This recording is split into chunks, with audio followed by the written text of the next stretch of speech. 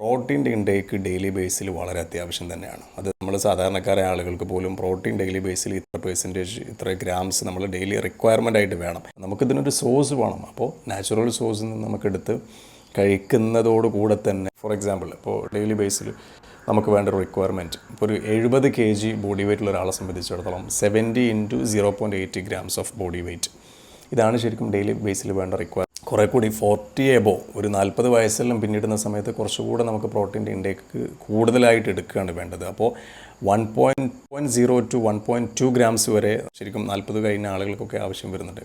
ഇതെല്ലാം muscle loss സംഭവിക്കും, weakness വരും, അതായത് ശരീരം വല്ലാതെ ക്ഷീണിച്ച് പോകുന്ന അവസ്ഥ ഉണ്ടാവും.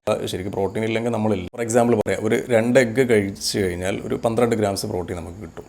പക്ഷേ പലപ്പോഴും നമ്മളിൽ പല ആളുകളും ഒരു എഗ്ഗ് പോലും ഡെയിലി ബേസിൽ കഴിക്കാത്ത ആളുകളാണ്. അപ്പോൾ ബാക്കി 20 grams അല്ലെങ്കിൽ 10 grams ഒക്കെ മറ്റ് സോഴ്സുകളിൽ നിന്ന് എടുത്ത് എല്ലാം കൂടി ചേർത്ത് വെച്ചിട്ട് നമുക്ക് എന്ത് ചെയ്യാൻ പറ്റും, ഒരു 56 grams ഓഫ് പ്രോട്ടീൻസ്. ഇത് ഡെയിലിയാണ് പറയുന്നത്. ഇന്ത്യക്കാരെന്ന് പറയുന്നത് അതിഭീകരമായിട്ട് പ്രോട്ടീൻ ഡെഫിഷ്യൻസി അനുഭവിക്കുന്ന ആളുകൾ. ഇതിൻ്റെ മുമ്പുള്ള പഠനങ്ങൾ മുഴുവനും പ്രോട്ടീൻ ഡെഫിഷ്യൻസി വളരെ കൂടുതലുള്ള ആളുകളാണ് നമ്മൾ ഇന്ത്യക്കാർ. അതുകൊണ്ട് തന്നെ ഒരുപാട് രോഗങ്ങളും അതുപോലെ തന്നെ മസിൽ മാസും വളരെ കുറവുള്ള ആളുകളാണ് നമ്മൾ ഇന്ത്യക്കാരെന്നാണ് മറ്റ് പഠനങ്ങളെല്ലാം കണ്ടെത്തിയിട്ടുണ്ടായിരുന്നത്. ഈ പറയുന്ന 56 grams ഒക്കെ ഒരു ബിസി സ്കെഡ്യൂളിൽ ജീവിക്കുന്ന ഒരാളെ സംബന്ധിച്ചിടത്തോളം അവർക്ക് ചിലപ്പോൾ അതിൻ്റെ ഒരു ആവശ്യം മീറ്റ് ചെയ്യാൻ പറ്റിക്കൊള്ളണമെന്നുണ്ടാവില്ല. അപ്പോൾ അത്തരം ആളുകൾക്ക് ഇതിൻ്റെ സപ്ലിമെൻറ്റേഷൻ എടുക്കാം. പക്ഷേ സപ്ലിമെൻറ്റേഷൻ എടുക്കുമ്പോൾ നമ്മൾ ഗുഡ് ക്വാളിറ്റി പ്രോട്ടീൻസ് ആയിരിക്കണം.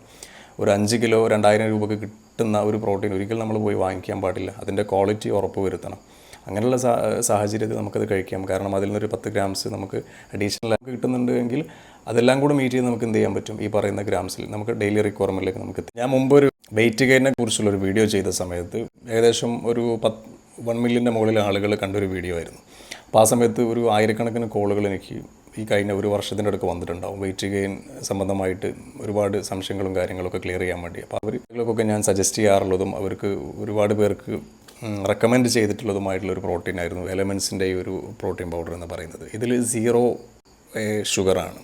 ഇതിൻ്റെയൊക്കെ ലാബലിങ്ങിൽ നമ്മൾ ശ്രദ്ധിച്ചാൽ മതി. ആദ്യത്തെ 5 കണ്ടൻസ് നമ്മൾ നോക്കുന്ന സമയത്ത് അതിൽ ഏതെങ്കിലും ഒന്ന് ഷുഗറായിട്ട് വരുന്നുണ്ടെങ്കിൽ, ഷുഗർ എന്ന് എഴുതിയിട്ടുണ്ടെങ്കിൽ, ഷുഗറിൻ്റെ പല പേരുകളുണ്ടായിരിക്കും, സുക്രോസ് അതല്ലെങ്കിൽ ഡെക്സ്ട്രോസ് എന്നൊക്കെ പറയുന്ന ഏതെങ്കിലും നമ്മളെ കബളിപ്പിക്കപ്പെടുന്ന രൂപത്തിലുള്ള ഒരു ഷുഗർ അതിൽ വരുന്നുണ്ടെങ്കിൽ, ആദ്യത്തെ 5 കണ്ടൻസിൽ വരുന്നുണ്ടെങ്കിൽ അതിൽ ഒരു 70% അത് ഷുഗർ കണ്ടൻ്റ് ആയിരിക്കും. അതോടൊപ്പം തന്നെ ഇതിൽ 80% പ്രോട്ടീനാണ്. നമ്മൾ നേരത്തെ പറഞ്ഞു പല കമ്പനികളും 40% പോലും അതിനകത്തുള്ള പൗഡറിൽ പ്രോട്ടീനായിട്ട് കാണാറില്ല.